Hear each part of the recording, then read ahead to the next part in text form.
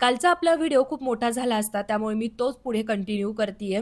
जर तुम्ही बघितला नसेल, तर नक्की पहिल्यांदा तो बघा आणि नंतर याला कंटिन्यू करा.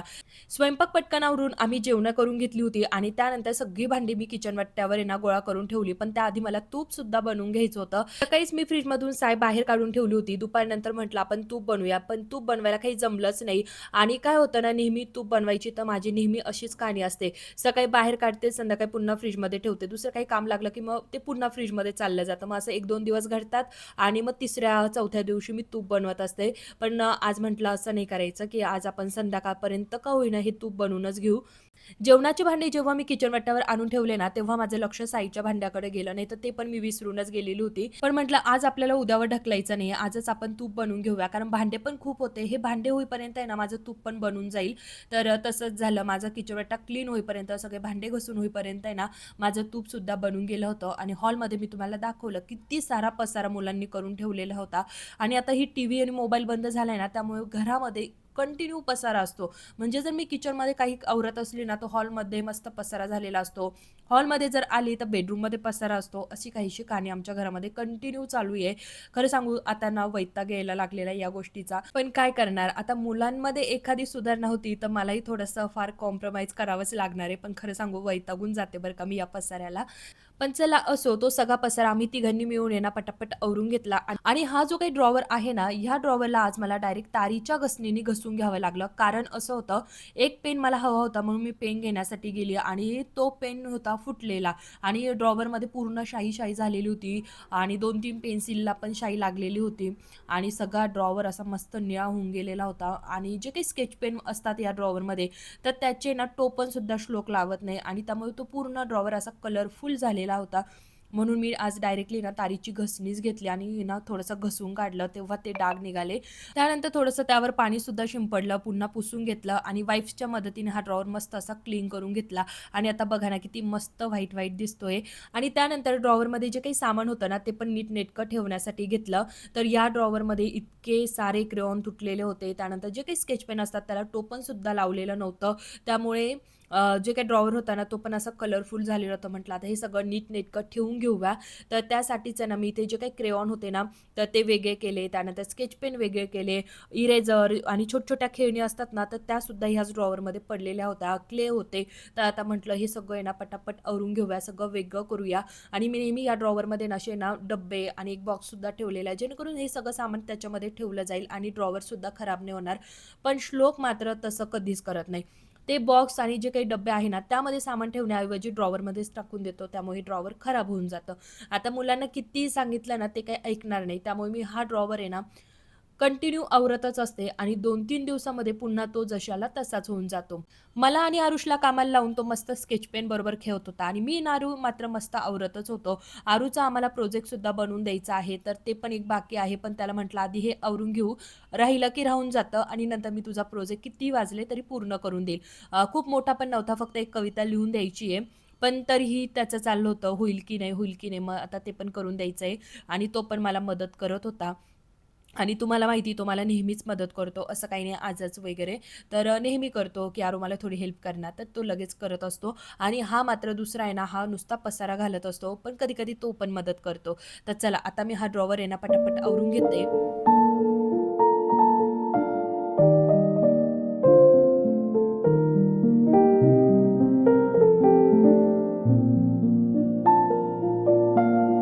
आजचा दिवस खरंच खूप कामाचा होता. घरातल्या ज्या काही छोट्या-मोठ्या गोष्टी होत्या, मला ज्या आवरायच्या पेंडिंग होत्या ना, त्या सगळ्या मी आवरून घेतल्या. एखाद दिवशी ना इतकी कामं आवरली जातात आणि एखाद्या दिवशी कामच आवरत नाही आणि आपण कंटाळासुद्धा करतो. तर आज मला कोणत्या गोष्टीचा कंटाळाच आलेला नव्हता. रात्रीचे 10 वाजले होते, तरीसुद्धा माझं काम चालू होतं. ते पण हॅपीली चालू होतं. अजिबात चिडचिड वगैरे काही नव्हती. तर एखाद दिवस असाही उगवतो, एखाद दिवस असाही उगवतो, की 10 वाजले ना, असं होऊन जातं ना, कधी मी झोपून घेईल असं सुद्धा होऊन जातं.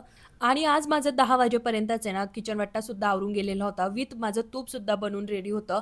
कारण फक्त एकच आहे, दररोज आम्ही जेवण करताना आहे ना, टीव्ही लावतो आणि मस्त पिक्चर बघत-बघत आमचं जेवण चालू असतं आणि आजही तसंच होतं. पण मी आज आहे ना, पिक्चर न बघता, कारण मला पिक्चर इतका काही आवडलाच नाही आजचा.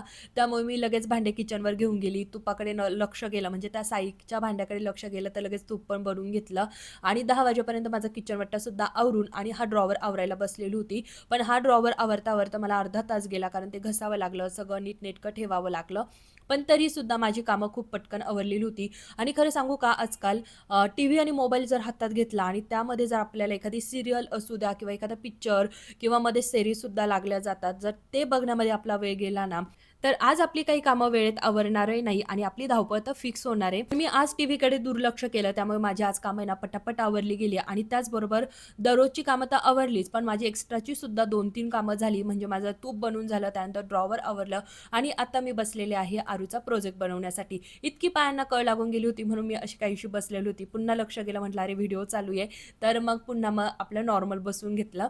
तर आरूला मला एक कविता लिहून द्यायची होती आणि जेव्हा मी ही कविता लिहत होती ना, तर तेव्हा मला माझ्या शाळेचे दिवस आठवले. पण तेव्हा आहे ना, एक गोष्ट खूप चांगली होती. ती म्हणजे ना, प्रोजेक्ट बनवायला लावला ना, तर बाहेर आहे ना, आपल्याला प्रोजेक्ट पेपर सुद्धा भेटायचे. आत्तासारखं नाही, की कार्डशीट पेपर घ्या, हे करा, ते करा, कार्डबोर्ड घ्या, असं काहीही नव्हतं. प्रोजेक्ट पेपर भेटायचे आणि त्यावर आपण मस्त प्रोजेक्ट बनवून न्यायचो आणि त्याच प्रोजेक्ट पेपरची आज मला आठवण झालेली होती. कारण तेव्हा ते प्रोजेक्ट पेपर आहे इतके छान-छान आणि वेगवेगळ्या डिझाईनमध्ये भेटायचे आणि ना, प्रत्येकाचं एकच असायचं, की मी ना खूप छान असे प्रोजेक्ट पेपर घेणार आणि ते एक अट्रॅक्शनच वेगळं होतं. नवनवीन वेगवेगळ्या प्रकारचे प्रोजेक्ट पेपर आणायचे आणि प्रोजेक्ट बनवायचा. मी तरी ना वेगवेगळे नवनवीन डिझाईनच शोधून आणायची आणि त्यातले त्यात आधी लिहून घ्यायची सगळं आणि लिहिल्यानंतर टोप्या ज्या राहायच्या ना, तर पट्टी घेऊन आहे ना टोप्या मारत बसायची. त्यामुळे जी काही हँडरायटिंग आहे ना, ती इतकी सुंदर दिसायची ना, की काय सांगू. तुम्ही सुद्धा आहे ना टोप्या अशा पट्टीने मारलेल्या आहे का? नक्की मला कमेंट करून सांगा. आणि तुम्हाला सुद्धा तुमच्या लहानपणीचे म्हणजे शाळेतले दिवस आठवले का? तुम्ही पण असे प्रोजेक्ट बनवलेले का? नक्की म्हणजे नक्की कमेंट करून सांगा. तर मी तरी केलेले आहे आणि आत्तासुद्धा मी जेव्हा लिहत होती ना, तर तेव्हा पण मी तेच केलं. आधी लिहून घेतलं आणि नंतर टोप्या मारत बसली होती आणि मध्ये-मध्ये बॉक्ससुद्धा बनवून घेतलेले. तर तिथे ना, जे काही आपले सण आहेत ना, तर त्याची प्रिंट काढून आणायची आहे आणि तिथे ते सगळे स्टिक करायचे आहे.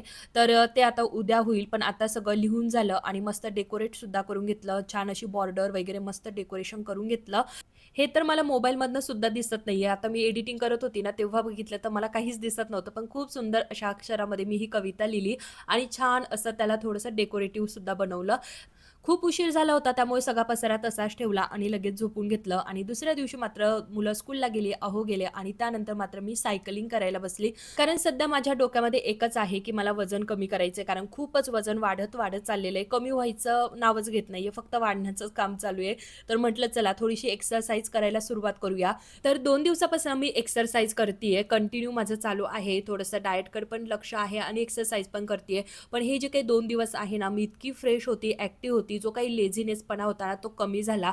आता वजन मात्र एका दिवसात काही कमी होणार नाहीये. त्याला वेळ पण लागणार आहे. जेवढं आपण वाढवलेलं आहे, ते कमी होण्यासाठी थोडाफार वेळ तर लागणारच आहे. एक दिवस जरी आपण एक्सरसाइज केली ना, तर त्या दिवशी आपल्याला दिवसभर फ्रेश वाटत असतं. एकदम मन प्रसन्न राहतं, लेझीनेसपणा नसतो. कोणत्याही कामाचा आपल्याला कंटाळा येत नाही. कामंसुद्धा घरातली पटापट आवरली जातात. अर्धा तास नॉनस्टॉप मी सायकलिंग केली आणि त्यानंतर इतका सारा घाम आलेला होता. पण 2 दिवसापासून सायकलिंग करते ना, त्यामुळे एक थोडासा का होईना माझ्या चेहऱ्यावर एक ग्लो आलेला आहे, फ्रेशनेसपणा आलेला आहे आणि तुम्हाला सुद्धा जर माझी ही वेट लॉस जर्नी बघायची असेल ना, तर नक्की कमेंट करा. मी नक्की तुमच्याबरोबर शेअर करेल.